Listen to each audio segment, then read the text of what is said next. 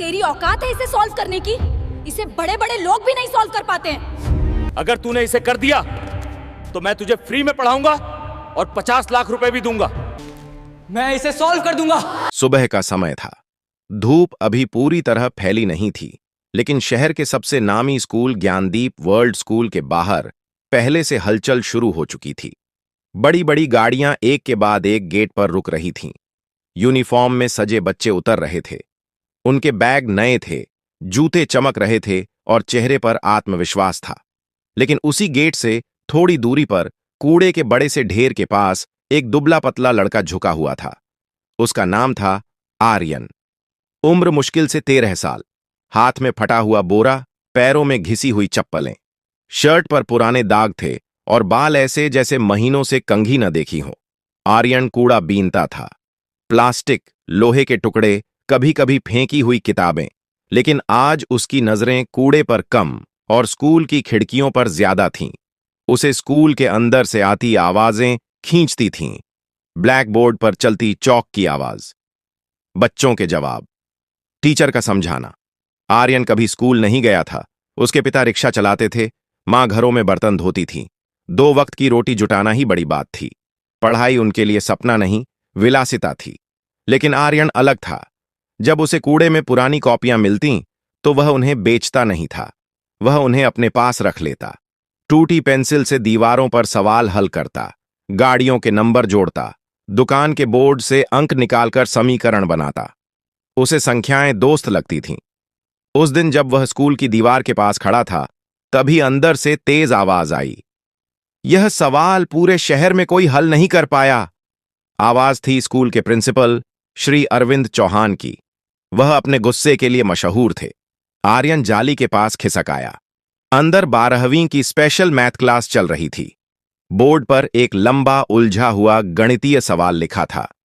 Integral, limit और कुछ ऐसे चिन्ह जिन्हें आम छात्र देखकर ही घबरा जाएं। एक महिला टीचर बोली, सर, यह सवाल तो यूनिवर्सिटी लेवल का है, बच्चे इसे नहीं कर पाएंगे। प्रिंसिपल ने टेबल पर हाथ मारा। अगर यहां कोई जीनियस है तो आज साबित करे। जो इसे हल कर देगा उसे मैं 50 लाख रुपए दूंगा। क्लास में सन्नाटा छा गया। आर्यन की आंखें चमक उठीं। उसे पैसे की कीमत पता थी। 50 लाख मतलब उसकी पूरी बस्ती बदल सकती थी। लेकिन उससे भी ज्यादा उसके अंदर कुछ और जाग चुका था। वह सवाल उसे पुकार रहा था। उसने जाली कसकर पकड़ी। नंबर उसकी आंखों में उतर रहे थे।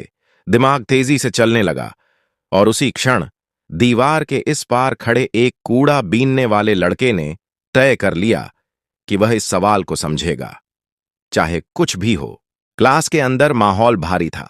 बोर्ड पर लिखा सवाल किसी पहेली जैसा लग रहा था। अंकों की लंबी श्रृंखला, जटिल चिन्ह और नीचे मोटे अक्षरों में लिखा, सिद्ध करो कि यह समीकरण केवल 0 पर संतुलित होता है। प्रिंसिपल अरविंद चौहान पूरे आत्मविश्वास से खड़े थे। उनकी आंखों में चुनौती थी। मैंने यह सवाल देश के बड़े बड़े प्रोफेसरों को भेजा है, उन्होंने ऊंची आवाज में कहा। अब तक कोई स्पष्ट समाधान नहीं आया। अगर इस स्कूल का कोई छात्र इसे हल कर दे तो मैं 50 लाख रुपए इनाम में दूंगा, नकद। क्लास में फुसफुसाहट शुरू हो गई। कुछ बच्चों की आंखों में लालच था, कुछ के चेहरे पर डर। उसी समय गणित की senior teacher Meera Mehra madam कुर्सी से उठीं। वह सख्त स्वभाव की मानी जाती थीं। उन्होंने हल्की मुस्कान के साथ कहा, सर, यह सवाल प्रतिभाशाली रिसर्च स्कॉलर्स के लिए है। हमारे बच्चे अभी उस स्तर पर नहीं हैं और बाहर खड़े किसी कूड़ा बीनने वाले को तो भूल ही जाइए। क्लास में कुछ बच्चे हंस पड़े। जाली के बाहर खड़ा आर्यन सब सुन रहा था। कूड़ा बीनने वाला, ये शब्द उसके कानों में गूंजने लगे। उसे चोट लगी, लेकिन गुस्सा नहीं आया। अजीब बात थी। अंदर कहीं एक शांति थी, जैसे उसे पता हो कि जवाब शब्दों से नहीं, काम से दिया जाता है। घंटी बजी। क्लास खत्म हुई। बच्चे बाहर निकले। कुछ बोर्ड की फोटो खींच रहे थे, कुछ सिर हिला रहे थे। 50 लाख तो दूर, यह सवाल समझ भी नहीं आ रहा, एक छात्र बोला। आर्यन धीरे से पीछे की तरफ चला गया। वह जानता था कि सामने से जाने पर गार्ड उसे भगा देगा। उसे स्कूल का पिछला टूटा गेट मालूम था। वहीं से वह कभी कभी खाली बोतलें उठा लेता था। उस दिन उसने कूड़ा बीनना जल्दी खत्म किया। बोरे में ज्यादा कुछ नहीं था, लेकिन दिमाग में वही सवाल घूम रहा था। घर पहुंचकर उसने बोरा एक कोने में फेंका। मां खांस रही थीं। पिता अभी लौटे नहीं थे। आर्यन ने दीवार पर कोयले से वही चिन्ह बनाने शुरू किए जो उसने बोर्ड पर देखे थे। उसने हर स्टेप याद करने की कोशिश की। इंटीग्रल के नीचे की सीमा, एक्स का पावर, लॉगरिथम का चिन्ह। वह आंखें बंद कर लेता और बोर्ड उसकी आंखों के सामने आ जाता। सिद्ध करो कि केवल शून्य पर संतुलन है, वह बुदबुदाया। अगर सब कुछ शून्य पर टिकता है तो शुरुआत भी वहीं से होगी। रात गहराती गई। बाहर शहर सो गया, लेकिन एक झुग्गी के भीतर एक कूड़ा बीनने वाला लड़का गणित से जूझ रहा था। उसे 50 लाख से ज्यादा अपनी इज्जत जीतनी थी। रात के करीब 12 बजे होंगे। झुग्गी बस्ती में सन्नाटा था। कहीं दूर कुत्तों के भौंकने की आवाज आ रही थी। आर्यन की आंखों में नींद नहीं थी। दीवार पर कोयले से लिखे समीकरण धुंधले हो चुके थे। उसने बार बार वही स्टेप दोहराया, लेकिन बीच में कुछ अटक रहा था। सीमा बदलनी होगी, उसने खुद से कहा। अचानक उसे याद आया, बोर्ड पर एक छोटा सा टर्म था जिसे बाकी बच्चों ने शायद नजरअंदाज किया होगा। वही कुंजी थी। उसका दिल तेज धड़कने लगा। वह उठ बैठा। उसे महसूस हुआ कि जवाब करीब है, बहुत करीब। लेकिन उसे असली बोर्ड देखना होगा, पूरा सवाल साफ अक्षरों में। उसने मां की तरफ देखा। वह सो रही थीं। पिता अभी तक लौटे नहीं थे। आर्यन धीरे से बाहर निकला और स्कूल की तरफ दौड़ पड़ा। ज्ञानदीप वर्ल्ड स्कूल की इमारत रात में और भी भव्य लग रही थी। ऊंची दीवारें, चमकता गेट और सामने सोता हुआ गार्ड। आर्यन चुपचाप पीछे की तरफ गया, जहां टूटी हुई जाली थी। वह वहां से अंदर घुस गया। उसके कदम हल्के थे, जैसे हवा में चल रहा हो। क्लासरूम की खिड़की आधी खुली थी। उसने अंदर झांका। अंधेरा था, लेकिन स्ट्रीट लाइट की हल्की रोशनी सीधे ब्लैकबोर्ड पर पड़ रही थी। वही सवाल, पूरा का पूरा। उसका दिल भर आया। वह अंदर कूद गया। कमरे में चौक की हल्की गंध थी। लकड़ी की बेंचें सजी थीं। सामने विशाल बोर्ड, जैसे किसी पहाड़ की चोटी। आर्यन धीरे से टीचर की टेबल तक गया। वहां एक छोटी चौक पड़ी थी। उसने उसे उठाया। पहली बार उसने असली ब्लैकबोर्ड पर चौक पकड़ी थी। उसके हाथ कांप रहे थे। अगर पकड़ा गया तो? एक पल को डर आया, लेकिन तुरंत दूसरा विचार आया। अगर नहीं किया तो? उसने बोर्ड के नीचे खाली जगह देखी और लिखना शुरू किया। पहला स्टेप, फिर दूसरा, फिर तीसरा। उसकी सांसें तेज थीं, लेकिन दिमाग शांत। जैसे जैसे वह आगे बढ़ा, सवाल खुलने लगा। उसे समझ आ गया कि असली चाल इंटीग्रल के भीतर छिपी थी। सीमा बदलने से पूरा समीकरण सिमट जाता था। वह तेजी से लिखने लगा। कमरे में सिर्फ चौक की खटखट की आवाज थी। समय बीतता गया। करीब 2 घंटे बाद पूरा बोर्ड भर चुका था। आखिर में उसने एक बॉक्स बनाया और उसमें जवाब लिखा। शून्य। वह पीछे हटा। सवाल, जो पहाड़ जैसा लग रहा था, अब एक सीधी रेखा जैसा लग रहा था। आर्यन की आंखों में चमक थी। उसने चौक वापस रखी, खिड़की से बाहर कूदा और अंधेरे में गुम हो गया। उसे नहीं पता था कि सुबह क्या होगा। बस इतना पता था, उसने अपना काम कर दिया है। सुबह ठीक 8 बजे प्रिंसिपल अरविंद चौहान तेज कदमों से क्लास में दाखिल हुए। उनके पीछे मीरा मेहरा मैडम और कुछ सीनियर टीचर्स भी थे। आज फैसला होना था। तो बच्चों, प्रिंसिपल ने व्यंग्य से कहा, किसने जीते 50 लाख? पूरी क्लास खामोश थी। टॉपर राघव खड़ा हुआ। सर, हमने कोशिश की, पर यह सवाल हमारे स्तर से बाहर है। मीरा मैडम ने सिर हिलाया, जैसे उन्हें पहले से ही जवाब पता हो। प्रिंसिपल बोर्ड की तरफ मुड़े और अगले ही पल उनके कदम रुक गए। पूरा बोर्ड भरा हुआ था, नीचे से ऊपर तक साफ, क्रमबद्ध स्टेप्स। हर परिवर्तन तार्किक, हर लाइन जुड़ी हुई। क्लास में हलचल मच गई। ये किसने किया? प्रिंसिपल धीरे धीरे आगे बढ़े। उन्होंने चश्मा ठीक किया। एक एक स्टेप पढ़ने लगे। उनका चेहरा बदल रहा था। यह तो मीरा मैडम भी पास आ गईं। उन्होंने 5वां स्टेप पढ़ा, फिर 7वां, फिर 12वां। उनकी भौहें सिकुड़ गईं। सर, यह तरीका तो हमने कभी पढ़ाया ही नहीं। प्रिंसिपल ने गहरी सांस ली। लेकिन यह गलत भी नहीं है। उन्होंने आखिरी बॉक्स में लिखा हुआ शून्य देखा। कुछ सेकंड सन्नाटा रहा। फिर उन्होंने धीरे से कहा, यह समाधान सही है। क्लास में फुसफुसाहट तेज हो गई। किसने किया? प्रिंसिपल की आवाज अब सख्त थी। सच बताओ, यह मजाक नहीं है। सबने एक दूसरे को देखा। कोई आगे नहीं आया। तभी एक छात्र बोला, सर, कल जब हम निकले थे तब बोर्ड खाली था। मीरा मैडम ने तुरंत कहा, सर, यह जरूर किसी बाहरी ने किया है। हमारे बच्चों में इतनी समझ नहीं है, और अगर किसी ने रात में घुसकर बोर्ड खराब किया है तो यह सुरक्षा की बड़ी चूक है। प्रिंसिपल का चेहरा सख्त हो गया। सीसीटीवी चेक करो, उन्होंने आदेश दिया। कुछ ही मिनटों में स्टाफ रूम में फुटेज चल रहा था।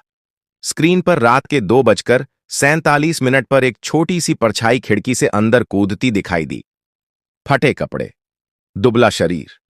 मीरा मैडम तुरंत बोली, ये तो वही कूड़ा बीनने वाला लड़का है जो रोज गेट पर घूमता है। प्रिंसिपल ने ध्यान से स्क्रीन देखी। लड़का बोर्ड के सामने खड़ा था। वह तेजी से लिख रहा था, रुका नहीं, डरा नहीं। फुटेज खत्म हुआ। कमरे में खामोशी थी।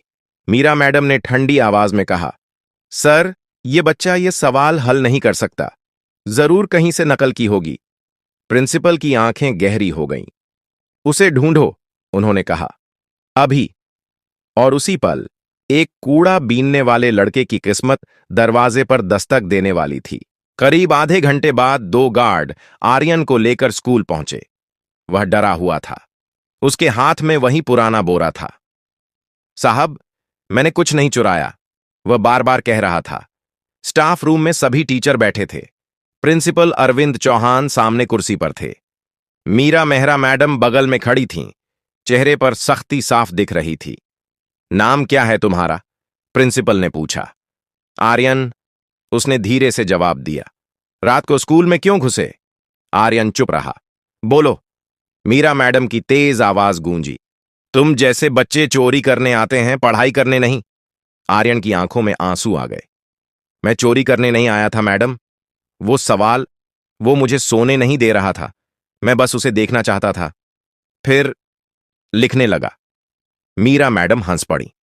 सर, देखिए, कहानी बना रहा है। इतना बड़ा सवाल और यह।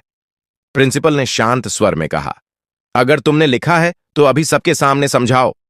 आर्यन ने घबराकर उनकी तरफ देखा।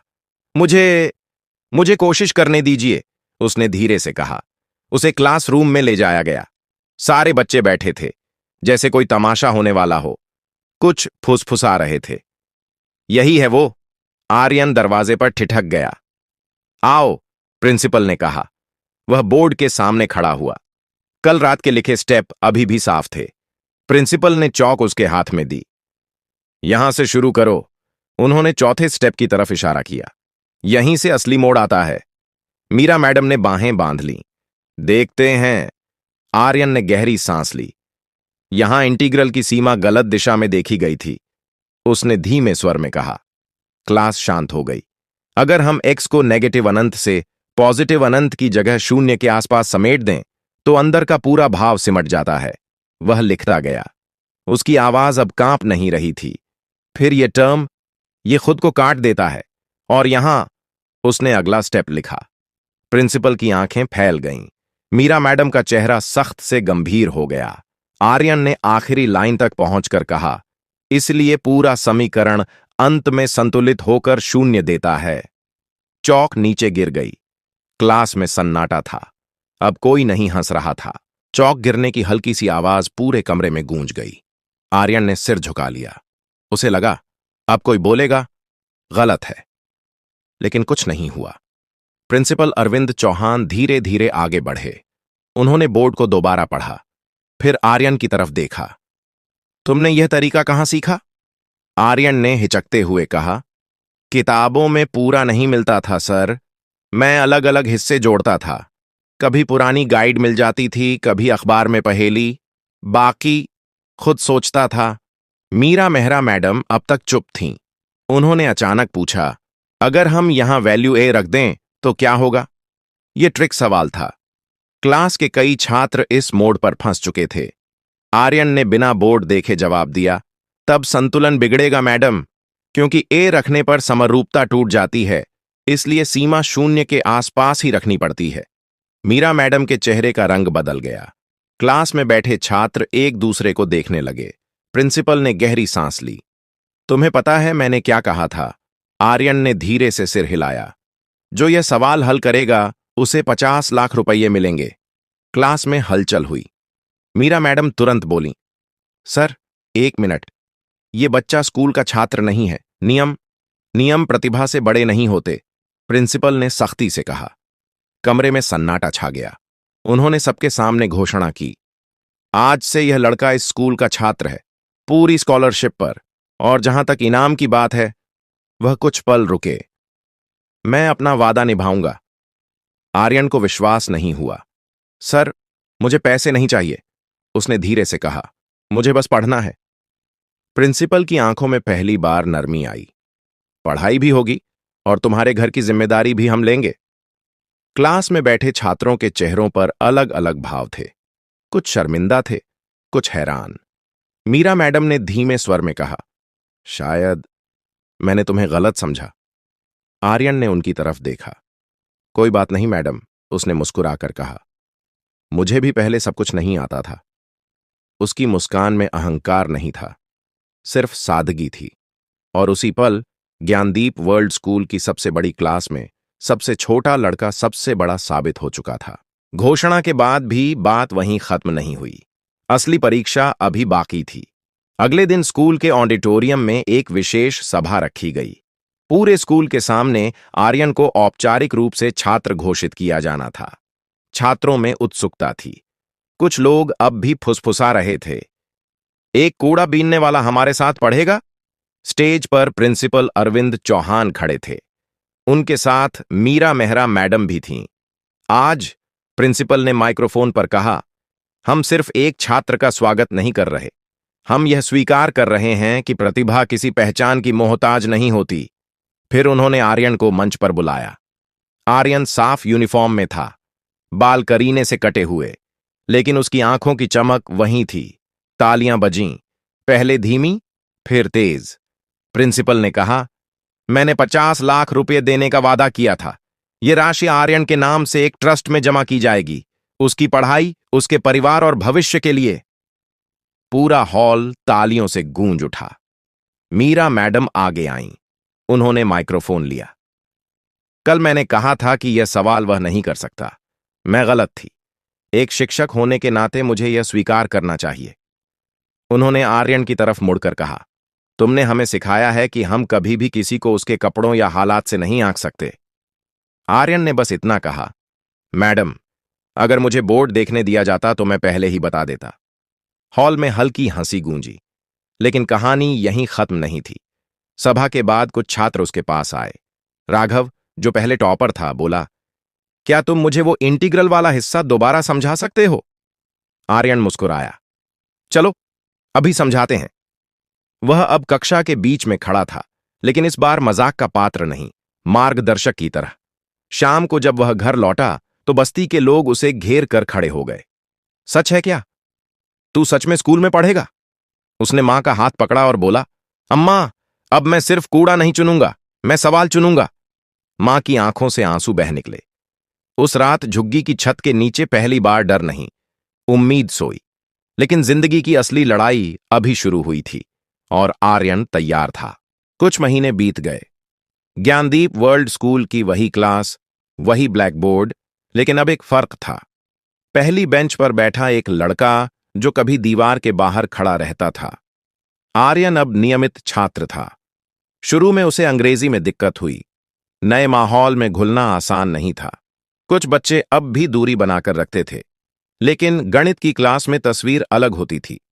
जब भी कोई मुश्किल सवाल आता, सबकी नजर एक ही तरफ जाती। आर्यन, तुम ट्राई करोगे? और वह खड़ा हो जाता। एक दिन मीरा मेहरा मैडम ने पूरी क्लास से कहा, आज का सवाल आर्यन समझाएगा। यह वही मैडम थीं जिन्होंने कहा था कि वह नहीं कर सकता। आर्यन बोर्ड के सामने खड़ा हुआ। उसने सवाल हल किया, लेकिन इस बार उसने सिर्फ जवाब नहीं दिया, उसने हर स्टेप समझाया। अगर आप डरेंगे तो सवाल बड़ा लगेगा, उसने कहा। अगर उसे टुकड़ों में तोड़ेंगे तो वही आसान हो जाएगा। क्लास ध्यान से सुन रही थी। प्रिंसिपल अरविंद चौहान पीछे खड़े थे। उनके चेहरे पर संतोष था। कुछ ही समय में आर्यन ने राज्य स्तरीय गणित प्रतियोगिता जीती। अखबारों में खबर छपी, झुग्गी से निकला गणित का सितारा। लेकिन जब पत्रकार ने पूछा, तुम्हें 50 लाख मिलने पर कैसा लगा? आर्यन ने जवाब दिया, मुझे सबसे बड़ी दौलत स्कूल का वो बोर्ड मिला जिस पर मैं लिख सकता हूं। धीरे धीरे उसकी बस्ती के और बच्चों को भी स्कूल में दाखिला मिलने लगा। प्रिंसिपल ने एक नई पहल शुरू की, जरूरतमंद प्रतिभाशाली बच्चों के लिए विशेष स्कॉलरशिप। मीरा मैडम अक्सर कहती, हमें हर बच्चे में संभावना देखनी चाहिए, कमी नहीं। एक शाम आर्यन स्कूल की छत पर खड़ा था। सूरज डूब रहा था। उसे अपना पुराना बोरा याद आया जो उसने कूड़ेदान में फेंक दिया था। वह मुस्कुराया। गरीबी ने उसे रोका नहीं, लोगों के शब्द उसे तोड़ नहीं पाए। उसने समझ लिया था, असली अमीरी पैसे से नहीं आती, असली अमीरी दिमाग और हौसले से आती है। और उस दिन जब उसने फिर एक मुश्किल सवाल हल किया तो उसे 50 लाख से ज्यादा खुशी मिली, क्योंकि अब वह सिर्फ सवाल नहीं सुलझा रहा था, वह सोच बदल रहा था। और शायद यही किसी भी इंसान की सबसे बड़ी जीत होती है। अगर आपको यह कहानी दिल से छू गई हो तो इसे लाइक जरूर करें। ऐसी ही प्रेरणादायक कहानियां सुनने के लिए हमारे चैनल को सब्सक्राइब करें और बेल आइकन दबाना न भूलें। और हां, कमेंट में अपने शहर या गांव का नाम जरूर लिखें। देखते हैं हमारी कहानी किन किन जगहों तक पहुंची है। आपका एक छोटा सा कमेंट किसी और के लिए बड़ी प्रेरणा बन सकता है।